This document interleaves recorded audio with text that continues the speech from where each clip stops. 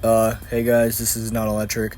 I had the intro of this video, I accidentally deleted, but basically, what happens is, I talk about the box, and to be honest, you've already heard me talk about it in the Thomas and Annie review, so it's not like you're missing out on anything. And I didn't even unbox it, I did a transition, so it's not really, anything special that y'all are, missing out on. So yeah, just, enjoy the video, I guess. So, here's Gordon. I have a couple things to say. So, with these new tender engines, I am so glad that they're actually making them long. That's something that was really limited. I would say. I'll compare this the 80th Henry. It could have been longer, but now I actually do really like how long they're gonna make these new diecast engines. And Gordon being the first one, it's definitely not the worst, I will say. So some of my issues with Gordon, that face, bro. Gordon was the first engine that got leaked for this new range, and I feel like Gordon was a pretty bad first impression, to be honest, because I do think Gordon's not the worst, but he is definitely one of a weaker one of all the ones. But there is still some really good stuff to say about Gordon. I do really like how he has every set of an actual accurate set of wheels. And it's something that they even didn't do with take along. And now they're doing this again. That's actually really sweet, dude. The tender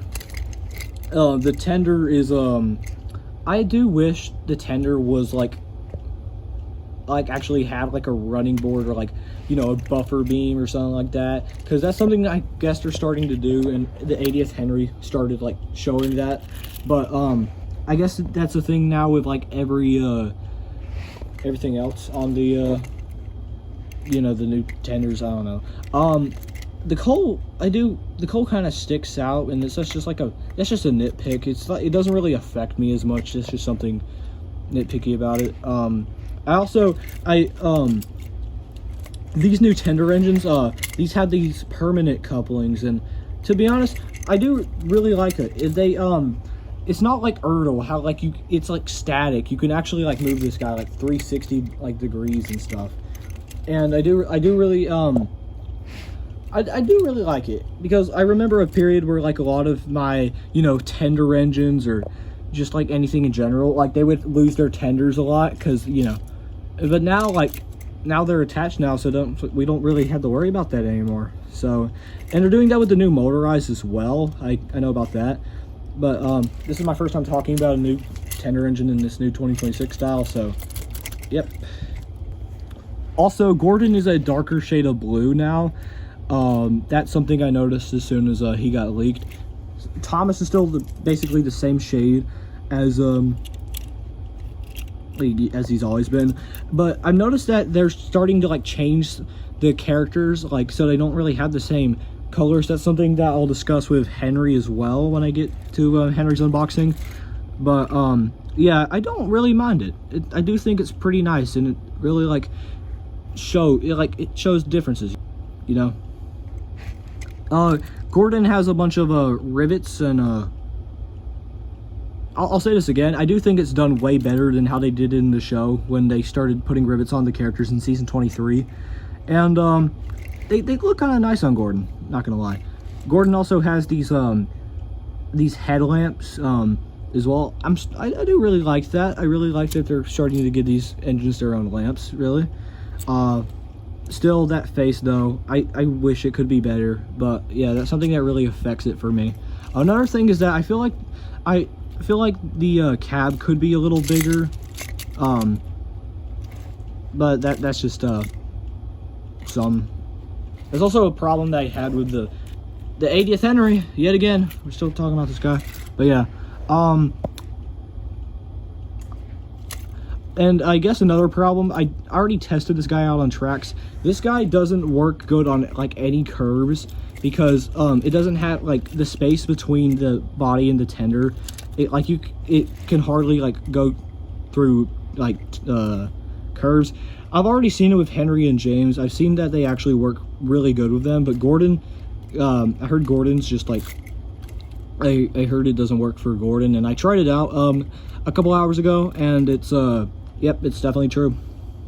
Here's the new Gordon compared to the Thomas that we discussed yesterday.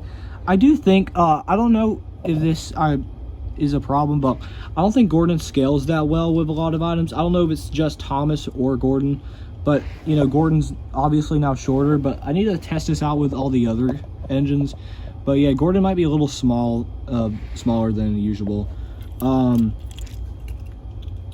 Here's Gordon compared to the 2019 Gordon. I'm so glad. Like, the only like new push along that was like reused, I didn't get was Gordon, and I'm kind of glad because Gordon's like push along is really like shit, dude. It's like, and I'm so glad that we're like out of this era where they just like stopped making good merch. But yeah, here he is compared to hold on, my bad, I gotta just get him together. Here's him compared to the AG Gordon. It's like it's interesting, I'll say that. I do wish we could have gotten an 80th Gordon, but sadly that never happened, and we ended up getting a reused 2019 version of Gordon that as I already said, I never got it. But yeah, here's Gordon compared to where is he? Here's Gordon compared to the GOATs, the 2010 Take and Play Talking Gordon. I do really love this variant of Gordon, and you can really see the changes with like the, you know, how like the eyes and the color. It's just pretty interesting. And I don't have an Ertl one, so I can't really compare them to each other. And here's Gordon compared to the Take-Along Gordon. I don't have a regular one, I only have the shocked one. It's weird that these three Gordons have like different shades of colors now. That's just pretty interesting, actually. It's just more like, it's not a dark blue, but it's like more of a darker blue. This is more of a lighter baby blue, and then this is like full on dark blue. Overall, I do think Gordon isn't horrible, but I feel like there are some things that could be Gordon, like could be better.